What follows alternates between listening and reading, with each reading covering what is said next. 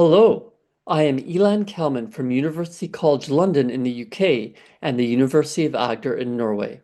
You are listening to the Coffee and Geography podcast, so grab yourself a brew and enjoy the listen.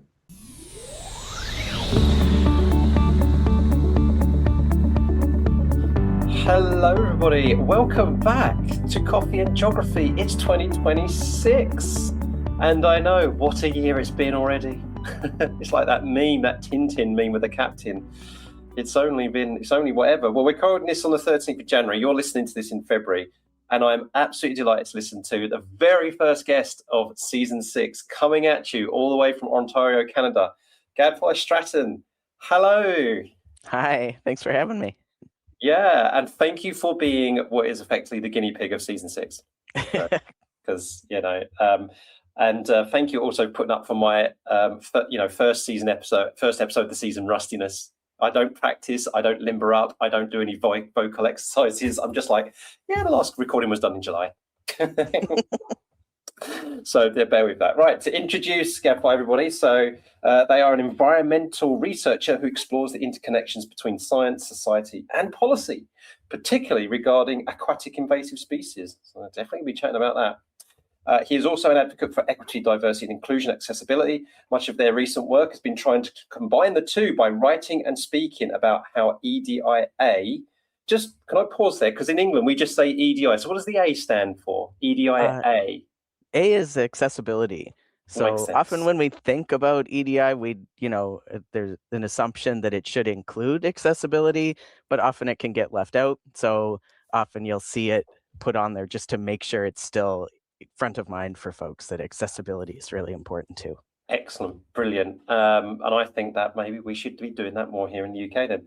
Yeah, DEI, EDI, whatever we call it, let's not forget about accessibility, folks. That's so important because none of that kind of stuff matters unless it's accessible. Right, so Gadfly tries to combine the two by writing and speaking about how EDIA can improve our research and results, our ability to recruit and retain talent, ability to engage with the public. They are queer, trans, non-binary man with disabilities, a PhD, no job at the moment, but more importantly, 2 dogs named Boots and Muffin. How are Boots and Muffin doing today? Oh, they're pretty good. Barking at everything that moves outside, I think. Yeah, and you know what? We have a history on Coffee and Geography of dogs barking and like stealing the show. So if at any time they want to interject and they want to say hi, they are very welcome. Okay. We've got a history of that on this podcast. So yeah, so usually I ask people like, what you're here at the Coffee and Geography coffee house. So you've ordered your drink. What have you ordered? What have you got in front of you? I mean, I'm just going for water now because it's towards the end of the day. I have a can of Mountain Dew. A can of Mountain Dew. Maybe I should have pretended I was having something else. Something profound. Does that stuff still turn your tongue yellow or green or whatever? I don't think so. I haven't looked. So maybe. I just haven't had it. I gave up that kind of stuff like years and years ago as it was driving me insane. So, and then all I just remember is it making my tongue yellow. But I was a Dr. Pepper addict when I was a kid. Absolutely drunk that like water. So yeah, and then my kids now have just started to get on like Fanta and stuff, and we're just like, so we kind of meet them halfway. We just go to the supermarket and get them some flavored fizzy water. I guess kind of just. It's not anyway. The same. It's not as awful as Mountain Dew. Don't radioactive colors. Don't you encourage them? Not that they can hear it, but still. So, right, let's talk a bit about where you are then. So you're in Sault Ste, which is in Ontario, which is let me remind me. So it is on the St. Mary's River, is it? Which separates yourself from Michigan, I believe. Yeah, and so we're right on the Great Lakes on on Lake Superior. So it's northern Ontario, but I think we're still south of most of Canada. But for Ontario, we're in the northern part.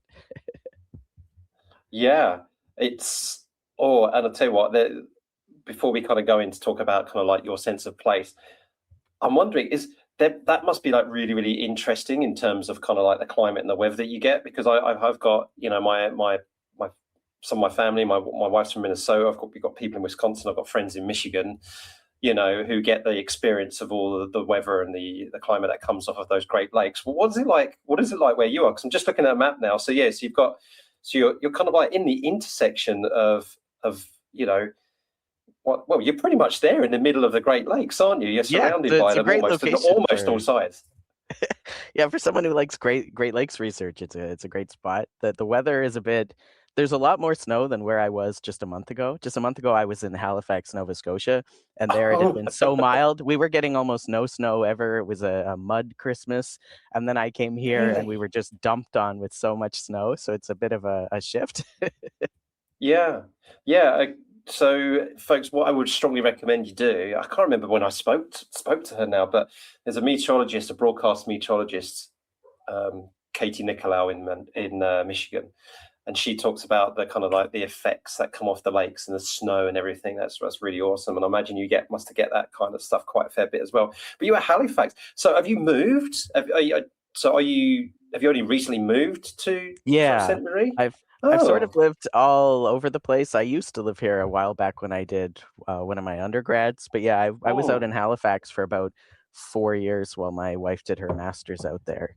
And now we have a sick family member. And so we've moved back here to sort of take care of them. Yeah. That's quite interesting. I mean, as you mentioned, in terms of like the experience of the place, that's people don't realize.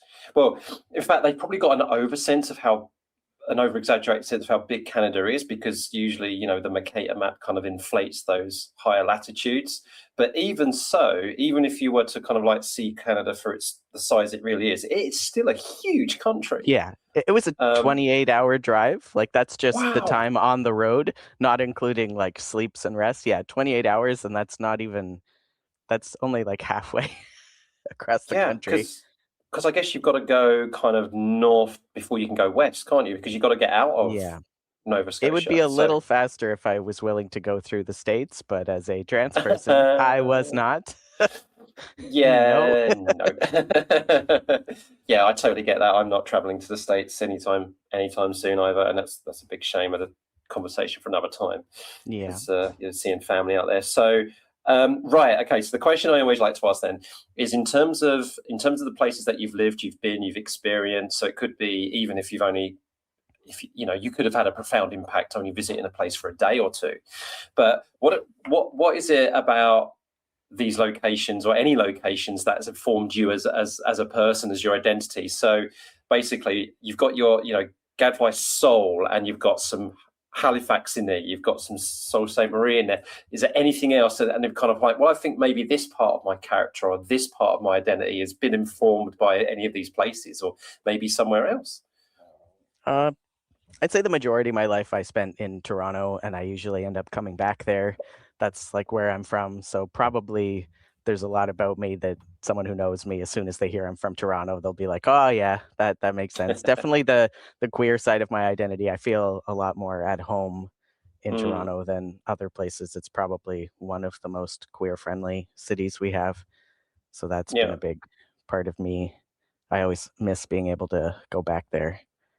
I lived in Montreal for a few years. It was really nice getting to be somewhere that's francophone as well. Like my family members were francophone, my grandparents, but then it sort of didn't carry on in later generations. So it was nice to at least get exposed to some of that. So that was pretty nice too. Yeah. Is there nothing at all in your identity that you could say, I can feel this French heritage? Is it just like, no? I don't know. It's hard to say when they didn't like really speak French in the home or anything. So I wouldn't want to feel like I was claiming something that, That's fair. Yeah, that's fair. Yeah, there's a geography teacher who came on a podcast a few years ago now, who is like part English, part French, part German, and was born in Belgium. And that was really interesting because he talks about how no matter where he goes, he doesn't quite feel like he fits in, because if he goes to France, he's not, he's too much other than to feel French. And then even when he's in England, because his name is Mr. Viz, and it's got a French sound, they think, well, he doesn't feel fully English, even though he lives here and he teaches here. So that's really, really interesting. But you don't feel that kind of aspect because your French is kind of a few generations back. But if you was to say, so for me, I would say I was born nearer to London, but I've lived further north and east for most of my life now, and I don't really identify as someone was born in South Essex, North London. So I mostly identify with the county of Norfolk, which is where I live now. So would that be the same as you then? Do you kind of like, no, like I'm like Toronto, Toronto is me, Toronto is in my heart, and yes, I've got aspects of Halifax in there, I've got aspects of where I am today, but it really is Toronto, and I'm guessing that your queer identity is a big part of that. Yeah, I think probably my heart is still probably in Toronto. Or who knows, like if I end up staying in the Soo for a while, maybe later on I'll change my mind and be like, I could never leave. But for now, I still kind of miss Toronto. Though I don't miss how expensive Toronto was. I don't think I could afford to go back right now. Right, I've heard that. Yeah, I've never visited Toronto. The only place I've been in Canada is Vancouver, and that was quite expensive. And I've never been to Toronto, but a lot of people do wax lyrical about it, and I would love to go there for the queer scene as well, because that I think would be absolutely awesome. Well, thank you for sharing that. That was really, really interesting. Right, so I want to have a look at kind of what you've been talking about, about especially with regards to invasive aquatic species. So, and what really drew me to kind of wanting to speak to you is kind of like how do we, where is this intersection between inclusivity, policy, society, and things like the issue of invasive species? I mean, I'm usually very, very good at kind of like grabbing those links and establish them very, very quickly, because everything's related to geography, right? Everything's related to the environment. But I'm just so intrigued by this one. I really, really want to hear about your passions for that subject and how you're bringing it intersectionally to other things. So invasive species is actually like a really good case for showing how important like equity, diversity, inclusion, and accessibility are, because of how connected invasive species work is with not just like the ecology of the species and the water itself and the background biology and genetics of the species, but then you also have aspects like when we're trying to regulate invasive species and control where they are and make them illegal in certain places, for instance, we're not really regulating the species, right? You're regulating people. And so it comes into, how you're communicating with people. A lot of invasive species management is also really underfunded, unfortunately. And with areas like the Great Lakes, it's so vast that you really can't have someone just out there monitoring it all the time. So you rely on the public. You want the public to, uphold those sort of regulations, not be importing invasive species. You want them to be coming out to volunteer events and helping you, saying we're keeping an eye on this species, report it if you see it. Yeah, you want them to be participating in that. You want them to, believe that you're helping their community to work with you. And so to do all that, you have to be able to engage with people, to meet with them where they're at. They need to look at, who's involved with that and see themselves. They, people who see that it's just a bunch of, old white men might not necessarily feel like you're representing them and their community. If they're like, well, we have a lot of people of color in our community. We have a lot of, queer people in our community. We have, various groups in our community. You need to represent that as well. You need to be representative of the communities you're serving. So I found it a really great place to bring those in because of how connected to community invasive species work really is. I hope that answered your question. No, that's fabulous. Yeah, I mean, I think as well, because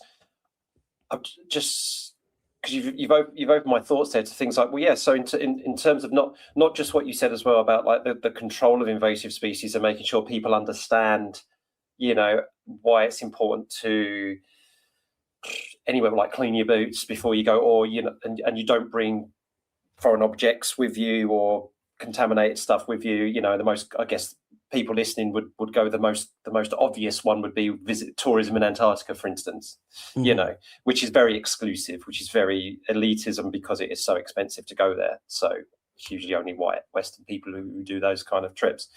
But I was also thinking, as you were talking about, also, if you want to have some kind of like citizen science, because the Great Lakes are so vast, and as you say, it's such a vast area where the control of it is probably problematic, but also if you're trying to collect data on it and whatnot like that, a few people like yourself and experts trying to research this stuff probably would rely on aspects of, say, citizen science, and you're going to want people from all walks of life to kind of be involved and feel included in that as well. Yeah, we definitely rely a lot on community science and bringing data to us. Yeah. So and I guess in a lot of these communities will be communities that you need support from are those who are more attached to their location, more community based, know their communities more, you know. So, and you've got everything from Indigenous folks to folks who are geographically bound because of economic circumstances or racial profiling or whatever. So yeah, if these feels, so now we're going back to what you said at the start, you know, that's why that A in EDIA is so important. So I'm just looking at the species. So I've just found from the Nature Conservancy here. So we've got invasive species in the Great Lakes. You've got the sea lamprey. Those things look terrifying close up. Yeah, that one is usually pretty easy to convince people to get rid of just because people don't like how it looks. That really shouldn't be how people decided. I mean, sea lamprey are native in other areas, so but yeah, it's pretty easy to bring people on board with the sea lamprey's mouth. Yeah. So if you've met, basically, folks, you just imagine a worm and like you know, every horror story or movie, sci-fi horror that you've ever seen, you know, when I open the mouth, it's just like full of massive amounts of teeth. It looks like it's just going to devour you, you know, basically a giant leech almost. But anyway, but sea lamprey, and as Gadfly says, folks, you know, an invasive species is native somewhere else. So this is the other reason why research, local knowledge is so important, because you don't want to be interfering with the native species. So yeah, so sea lamprey. We've also got it says this was interesting. Enter the Great Lakes from the Atlantic Ocean through human-built canals and locks. So that's thanks to, again, human interference. You know, navigation. What else have we got? Many invasive species include the round is it round goby? Round goby, is that a fish? Round goby, yeah, that's a fish. Yeah, was released into lakes by ocean ships, purging their ballast water, seawater, to provide stability. So just the operations of ships purging their ballast can release invasive species into the lakes. Would you believe it? The common I never would have thought the goldfish would be classified an invasive species. So I only ever think of them as pets. We actually have pretty big problems with some like rivers just being overrun with these giant goldfish. Wow. And a lot of people just release their goldfish. They think, oh, I don't want my fish anymore. And they think they're being, you know, humane by just releasing it into a nearby river. And just, if anyone listening, please don't do that. It is not kind to the fish. It is not kind to their environment. It is find someone who'll take it, bring it back to a pet shop, anything. Do not just release it into the river, please. That is intriguing. Yeah, and I will hold my hand up. As a kid, I did that once because I was like, I don't want to look after this fish anymore. And I thought I was being kind. I thought I was being nice, but then, that would have done some damage to the environment before it probably got gobbled up by something that's not meant to have gobbled it up. And I feel I've been called out on that one, and rightly so. Oh, if you were just a kid, we can let that go. So now I know. Well, we all don't know until we know better, don't we? But that makes perfect sense. Yeah, no, that makes absolutely perfect sense. Okay, so we've also got the rusty crayfish. Actually, I got really interesting factoid for yourself about the crayfish. So in a place where I used to take students on a field trip, and folks in the UK, especially in central and northern England, will recognise this place. So there's a place in the Yorkshire Dales, one of the national parks in England, called Malham, and up there you've got Malham Tarn, which is a remnant of a glacial, kind of small glacial lake, which has been dammed, and it's constantly fed now by fresh water for rain and everything like that. And the people who owned the land, who thought it'd be great, they wanted to hunt something substantial, something good. So they imported American crayfish, which are bigger and meatier than the native blue crayfish. And of course, what they do, they completely wiped out the native species of crayfish. So there you go. That's a top tip. So whenever we used to go to Malamtar, unfortunately it's closed down now as a field centre, but whenever we used to go to Malamtar Field Centre, they used to always talk about the crayfish. They had a pet crayfish in the tank to say, these are the little guys that we're trying to protect. And and this one couldn't be released in the wild because it was injured by one of these ball crayfish. So so we got rusty crayfish, water time hydrilla, which were purchased by people as fish bait for aquariums, walk ponds and other ponds. And then these escaped and released into cities. Yeah, there you go. As you just said, these species escaped or released into the streams, rivers, or waters of the Great Lakes. Yeah. So crayfish, goldfish, hydrilla. Yeah. And there's so many more examples. Yeah, and you see there's always like this human connection of some action by humans that facilitated it, that brought them there, that moved them around. So when folks are like, well, where's the human side? And it's like, well, it's right there. Almost every time an invasive species did not just get it in its head and invade on its own. We did this. Yeah, exactly. And there's some statistics here from the Nature Conservancy, which says 188 estimated non-native species in the lakes, 64 estimated of non-native species deemed invasive because of the immense harm that they cause. Okay, so what is the difference then between what would be the absolute distinction then between non-native and invasive? I mean, it says here, is it frankly down on the harm that they cause? Yeah, so that's mainly how they're differentiated. There can be some wiggle room because there's always a question of what do you mean by harm? What's the threshold of harm that you'd have to hit? But generally, just because a species isn't native to a region doesn't mean it's inherently going to cause harm. A lot of the time, something could arrive in the area and just the criteria, whatever they need to survive, isn't even there. So it might not do well. It might be able to just survive. It may fit into a niche that was already, maybe another species already went extinct and it filled it in. But there is always that potential for harm, and a lot of them do cause really extreme harm. And so that's the point where we'd say that that's not just a non-native species, but it's an invasive one. That's really interesting. Yeah, and folks, yet another lesson humans can learn from nature. There's no problem with non-native species in a location. It's about the harm that any group of people, including them, the people who already live. I'm talking about the UK here now as well. Oh, don't even get me one about. But that is a really good lesson from nature. Is that there is this whole, we should be mingling, moving around, nomadic migration, all this kind of stuff, just non-native kind of things. So, and nature is showing a way yet again. And as we've said, it's always been human interference which has caused a problem. So another lesson for us humans. 85% is, so some bit of good news, a decrease in the rate of new invasives introduced to the Great Lakes since 2006, 85% decrease. So have you got an example then of like a really kind of like effective method of control, or maybe even better, how there's been like community-led efforts and inclusive-led efforts which have been able to reduce the harm caused by an invasive species? I think a lot of the work that's been going on in the Great Lakes region is a good example of like a lot of cooperation to bring down really harmful invasive species, because the sea lamprey really went in and caused a lot of species extinctions in the Great Lakes. They spread throughout all of the Great Lakes over the span of decades and were widespread throughout all of them. And then when they introduced the Great Lakes GLFC, Great Lakes Fishery Commission, to control sea lamprey, they started putting in, all kinds of barriers, using lampricides, going really all in on controlling those species, on studying them, learning more about them, and then bringing in lots of education. You'll see all kinds of like booths you can see with, people can get tattoos on their face of that lamprey mouth, like different modes of engagement, of education.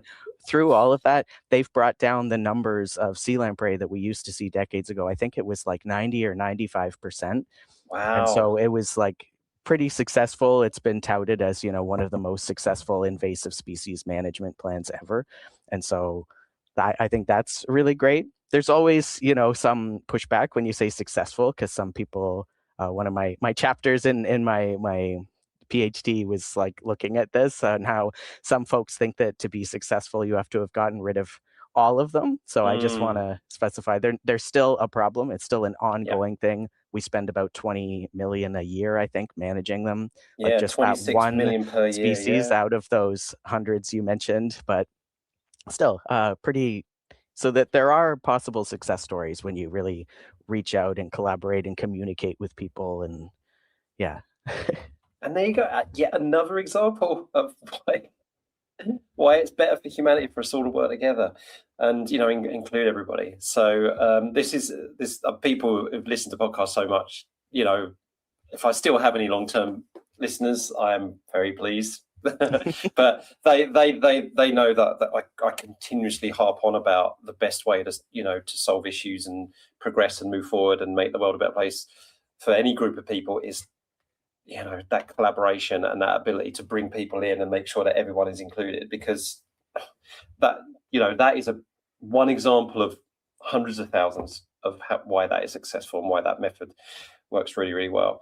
Have you got, so that was fantastic. I was so interested. So is there any, so the other thing that you've said about, and it could be related to the issue of invasive species or any kind of environmental kind of management or climate change, anything, which was my expertise. That you said here that a lot of your recent work has been done to try and combine the two by speaking out about how the process of EDIA can improve research results and the ability to recruit and retain talent and engage the public. So what kind of examples have you got with specifically with regards to, say, recruitment and engagement? Because again, I mean, there are obvious things we can say about why that's important, EDIA, but I'd like to hear your thoughts and your experiences on those bits in particular. On like why those are important, or on efforts that have been made, or which? Yeah, particularly ones that you've been involved in or experienced yourself. So I know that some of the societies I've been involved in, like the Society for Canadian Aquatic Science and IAGLR, the International Association for Great Lakes Research, they both have committees and like scholarships and funding towards equity, diversity, inclusion, and accessibility, trying to make sure that people from lower income countries, for instance, or people from marginalized identities still have a way to come to conferences and share their research. So that can be a really great way of recruiting people, getting them to come in, and they actually get these networking opportunities to work with other scientists. They get to actually share their work and get opportunities. And so stuff like that I know has been really important. So trying to make people feel like they belong so that they don't end up thinking this isn't for me, there's no place for me, and leaving our field. We want to have as diverse a field as possible. And one of the central arguments to that is, when I used to teach geography, I used to, we used to talk about the Sustainable Development Goals or something like that, and we were talking about, and one of the kids would quite often and rightly ask, why is there such focus on women and girls, and especially in places where there's higher inequality? And I said, well, I just think of this, right? Just imagine, let's go to an extreme. If you were to only use, say, a 50-50 split in a population, it could be gender, it could be sex, right? So can you imagine that you only give preference to just one half, like 50%, in a lot of cases, male. Can you imagine that the experience you're lacking, the insight you're lacking, the kind of the lived experiences that only the people you're excluding can bring into a role never gets listened to? Can you imagine what you're losing, and how the people who are getting preferential treatment actually lose from that as well? So, and then I say, just do that with any group. So it doesn't matter if it's, race, religion, sexual identity, gender identity, whatever it is, if you're going to exclude a proportion of a group or a population, whatever it is, that's you could almost say that's the reduction of the possibility for achieving, for aspiration, for solutions to be had. 50% fewer possible solutions that are 50% less effective because you've excluded 50% of the population, or you're not helping. That's the way I look at it. Yeah. I kind of describe it as like if you've ever lost something and then somebody else comes along and they're like, it's right there, and it was right in front of you, and you're like, yes. I don't know how I didn't see it, but just having a fresh set of eyes. Yes. So even if you're not excluding 50%, even if 95% were included and 5% weren't, they might be that fresh set of eyes that sees something that has been sitting right in front of you and you took for granted and you just did not see it at all. And then if you had brought them to the table, you would have found it sooner. You could have, your data would be more accurate. It would be more representative. If you really want, science and this search for, truth and what's out there, you don't want to be, sort of blindfolding yourself or, leaving out another set of eyes, another set of ideas, another way to interpret your data. You want to have as many tools in the toolbox as you can. Absolutely. Yeah.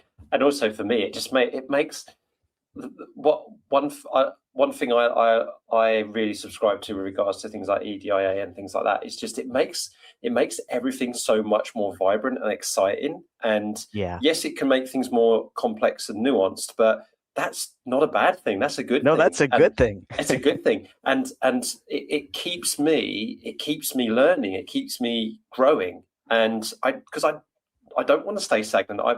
I'm the kind of person who just takes joy in learning about the world. And so the more when I speak to people like yourself, and I try to bring people on the podcast who are either not like me or they're outside maybe what would be an average guest on an average podcast.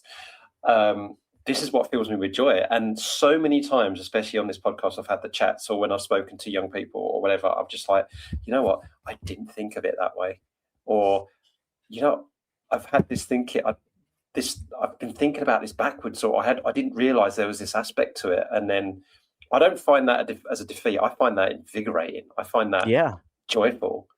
There's so much more you could learn, and I never thought about it that way. I can't wait to think about it that way.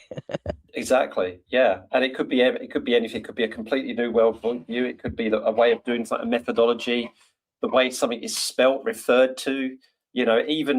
I even take joy in realizing that I should have been using a capital I for the word Indigenous. When I've had people on the past with Indigenous backgrounds said to me, Kit is really lovely, but can you please capitalize that I? And I go, oh yeah, why should I do that? And then they've explained to me and said, oh, now that makes total sense. And it's just a respect thing and why it's come from that, and it's about paying respect to the people who are passing down knowledge from generations, and I love it.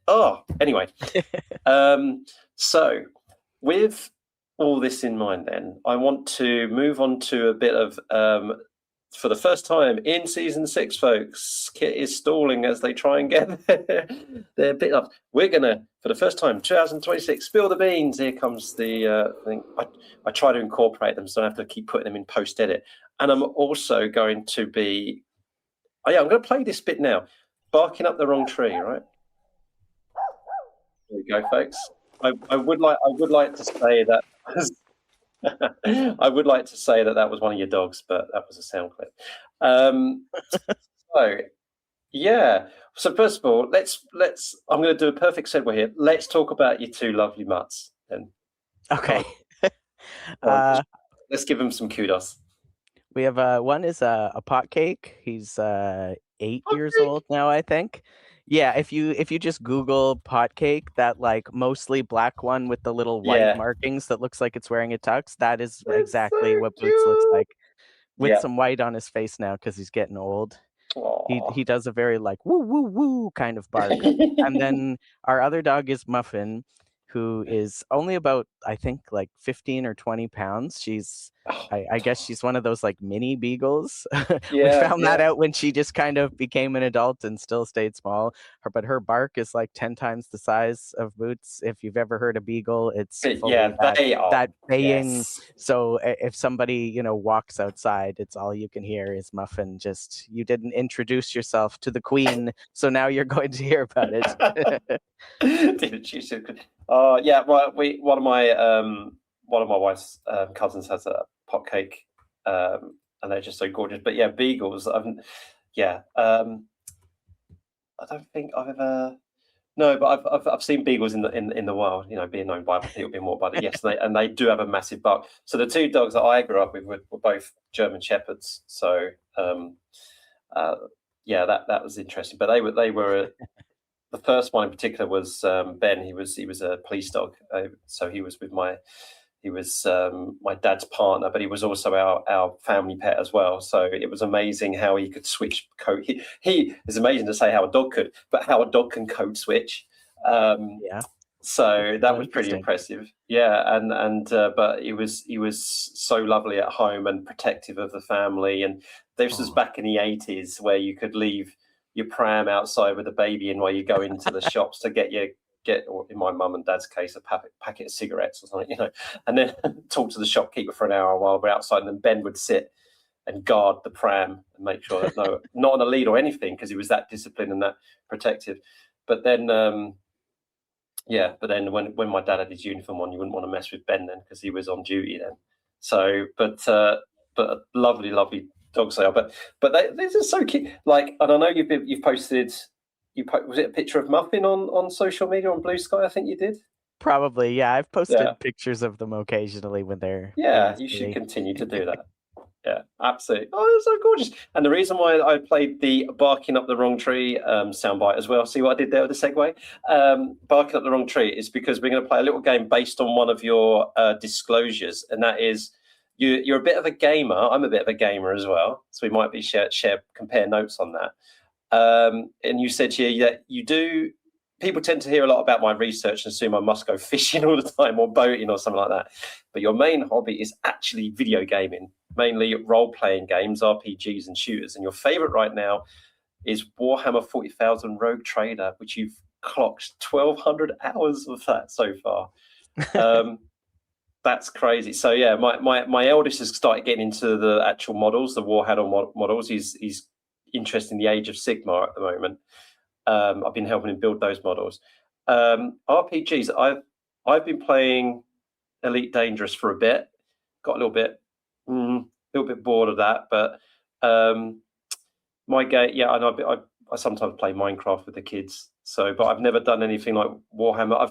I still haven't got into things like Halo when I really think I should. But this is going to age me, folks. So for the older ones of you who used to play video games, and I don't know if you've ever heard of this, Gadfly, but the RPG that I used to play religiously when I was a kid was Wing Commander. Oh, yeah. That's an absolute classic, Wing Commander. I'll let people look that up because we're meant to be talking about you. So here is the Barking Up the Wrong Tree. I'm going to tell you two stories, and you've got to guess which one is false. And this is the reason, because you're going to introduce this, because I read this about Warhammer Rogue Trader, right? So it says here, folks. So the setting. Let's see if I can put my. The game takes place in the Kronos Expanse, a dangerous and most unexplored region of space, accessible to the hegemonic Imperium of Man only through a treacherous route known as the Kronos Passage. The player, the titular Rogue Trader, is a member of the special aristocratic caste within the Imperium known as the Rogue Traders, who are autonomous combinations of explorers, merchants, and feudal lords given special permission by the Imperium to explore, trade, and conquer for all the benefit of the Imperium and mankind as a whole. There we go. So I've gone and played on the Coroner's Passage. So tell us a bit about what the Coroner's Passage is, and that will quite nicely lead on to this little game we're going to play. I don't know anything about the Coroner's Passage, to be honest. The game you clocked 1,200 hours on. It's not in the game. Interesting.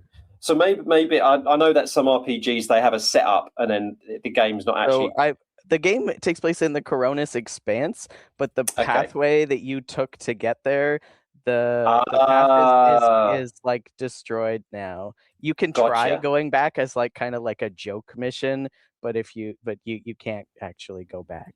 Okay, fair dues. Yeah, okay, so it's a plot point rather than the actual mechanism of the game. Okay, great. So what is the Coronis Expanse then? We'll step back. That's just a region of the galaxy that is sort of just assigned to a few rogue traders, and like it's just that part of the galaxy that you're in. So it's not within the core of the Imperium of Man. It's an area where you're expanding out. So rogue traders are kind of just people who are allowed to just do whatever means necessary to control that region of space for the Imperium.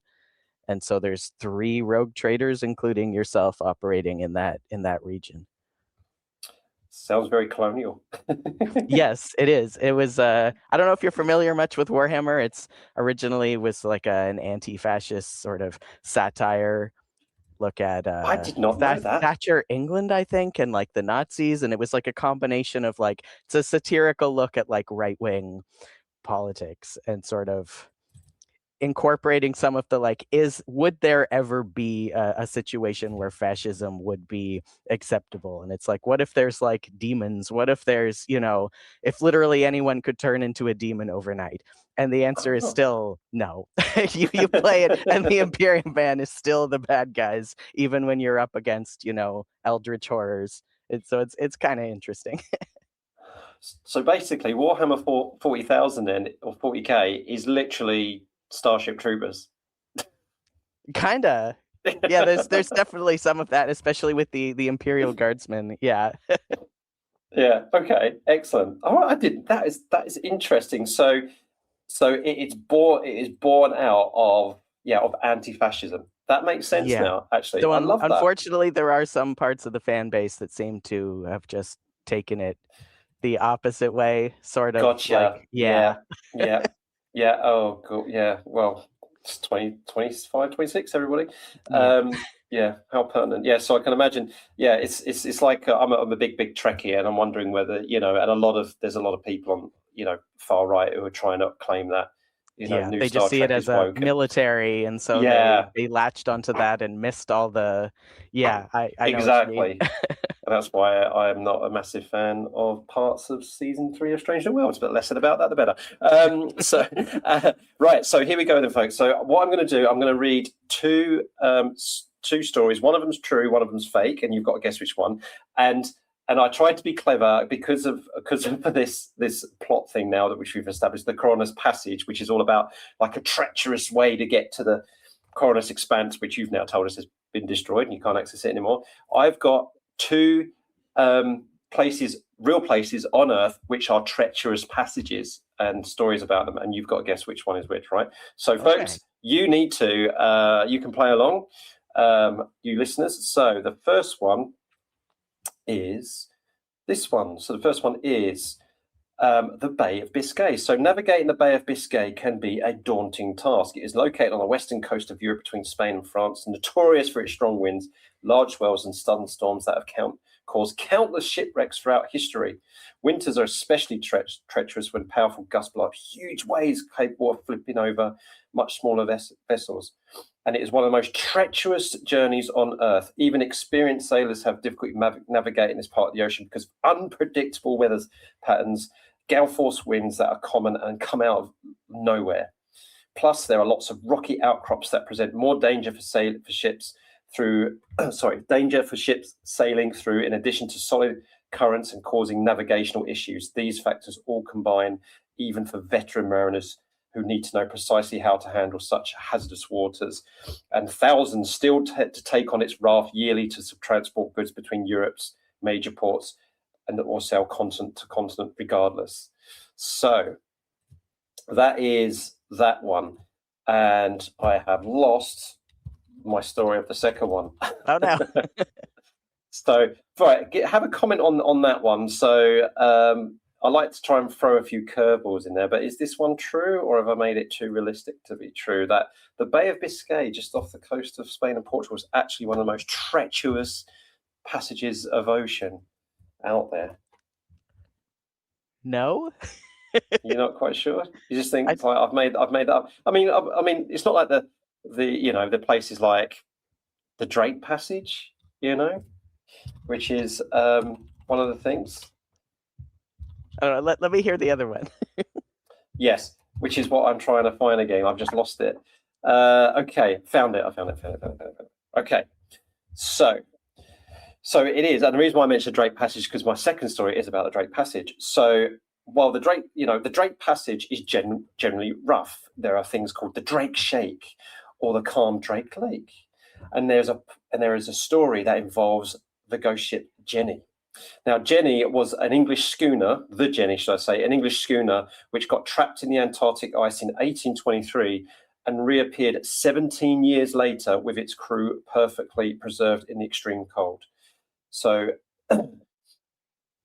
that's a relatively short one, but it adds on the fact that about how this is probably caused because the area of the Drake Passage is notorious, going in between the south of South America and the tip of the Antarctic Peninsula, where it can funnel waves up to 40-foot swells, and that's where the names the Drake Shake comes from.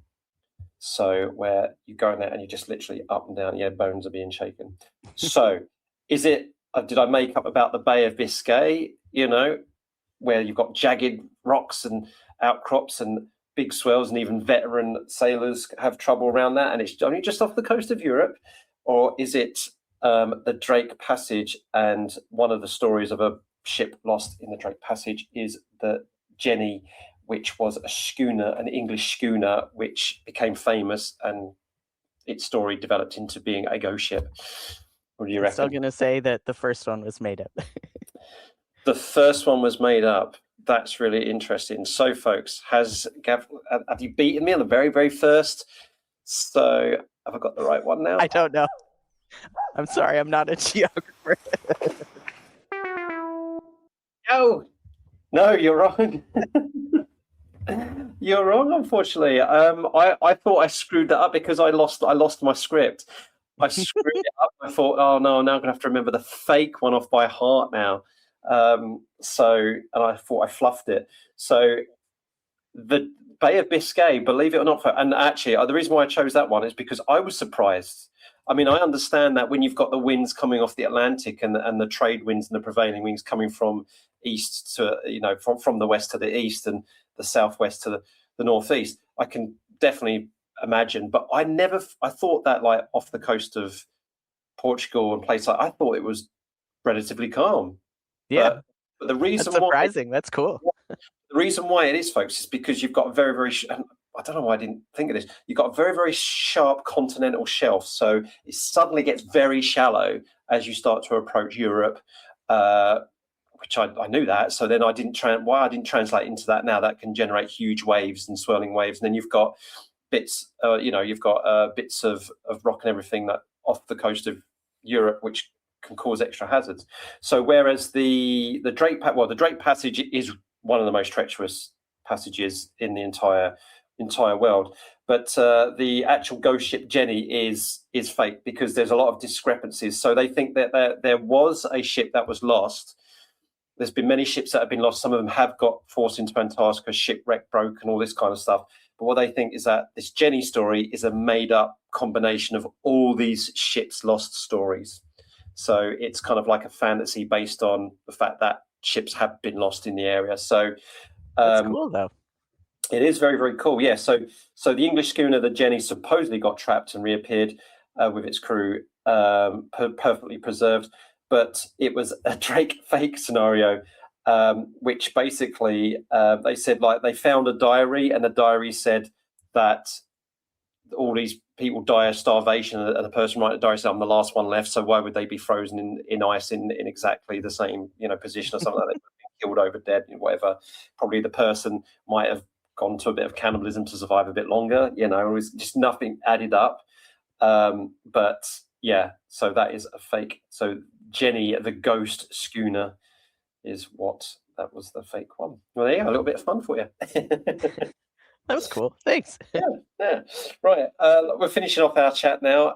We're coming to an end, which is very unfortunate. But the last thing we're going to do, Gadfly, is because you're the first guest of season 6, you get the privilege and the honour of being connected back to the last episode of season 5 back in July with We Are All Geographers. So that's when we're connecting each guest or series of guests together through single words.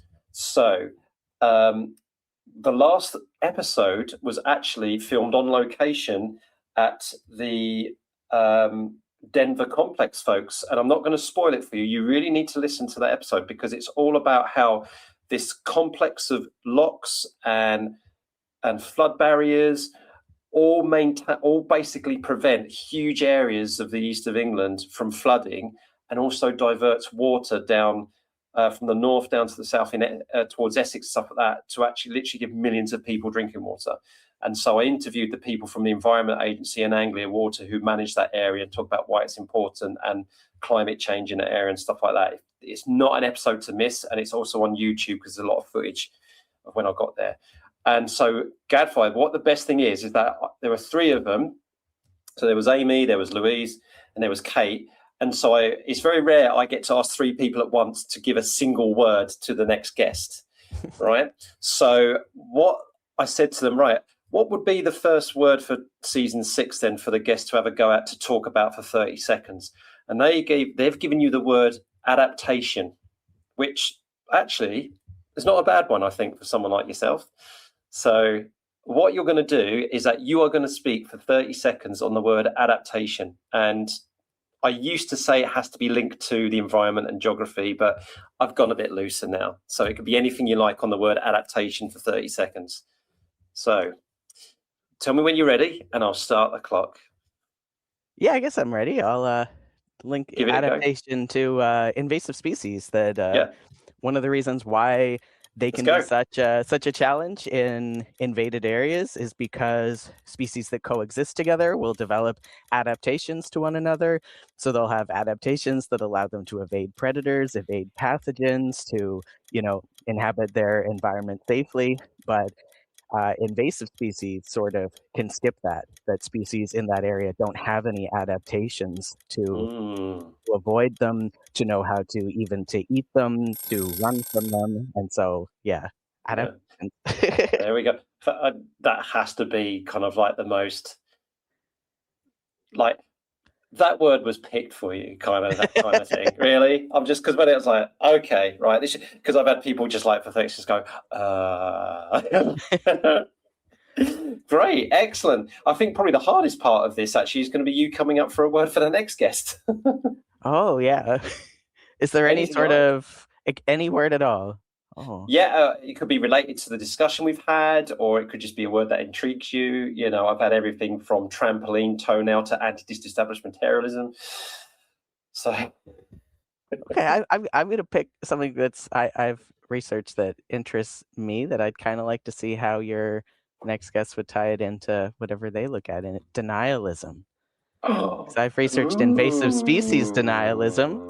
Maybe they can talk about some other kind of denialism. Oh yeah. I wish we had another 10 minutes. Yeah, I feel like denialism, especially science denialism of a rising problem right now. Yes. So, yeah. That's my that's going to be a good one. Right. Gadfly, this has been a fantastic chat. Thank you so much for agreeing to come on the podcast. And I really, really want people to be able to find you on social media, follow you, potentially maybe even offer you a job or something, because you sound like an amazing that'd be nice. So where can people find you? I'm on Blue Sky at inclusivescience.ca, or that's my website, inclusivescience.ca. There you go. That's about it. I used to be on the other site that we don't speak of, just Blue Sky now. Yep. Excellent. So folks, please do check out Gadfly's profile and website. And there you go. If this wasn't a fantastic interview for a position, and you know what you're getting, yeah, it's fantastic. Thank you so much. I really, really enjoyed our chat, and what a great way to start the new season of the podcast. Well, thank you for having me. This was fun. Thanks for tuning in to another episode of Coffee and Geography. If you're enjoying the show, be sure to subscribe on your favorite podcast app and leave us a rating or review. It really helps. Some episodes are also available with video, so don't forget to check out the Geogramblings YouTube channel for more. Stay in the loop by following us and using hashtag CoffeeJogPod on Blue Sky and LinkedIn. That's hashtag CoffeeJogPod, where we share updates on new episodes and upcoming guests. Got a question for a guest? Post it on LinkedIn or Blue Sky using hashtag JogQ over a brew. Yes, hashtag JogQ over a brew. And we might just feature it on the show. Keep exploring, keep connecting, and as always, keep geogging.